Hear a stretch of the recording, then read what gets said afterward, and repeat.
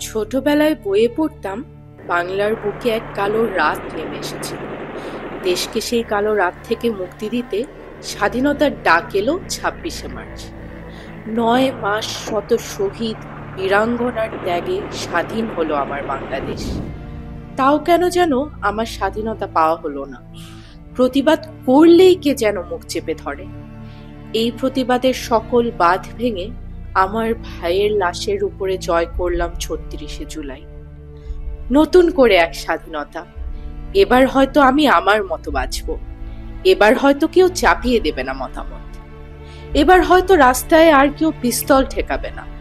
কেউ হয়তো আমার বোনকে উত্ত্যক্ত করবে না। কেউ হয়তো চাইবে না ছুঁয়ে দেখতে। কিন্তু এ কি? চারিদিকে ছিনতাই, রাহাজানি, ধর্ষণ। এটাই কি আমার স্বাধীনতা? যেই স্বাধীনতার জন্য 1971 সালে মুক্তিযুদ্ধের ডাক এসেছিল, সেই স্বাধীনতা কি আজ পূর্ণতা পেয়েছে? কিন্তু আমরা আশা করি, আমরা আবার ঘুরে দাঁড়াবো। আমরা অন্যায়ের বিরুদ্ধে রুখে দাঁড়াবো। আমরা একসাথে গড়ে তুলব এক সত্যিকারের স্বাধীন বাংলাদেশ।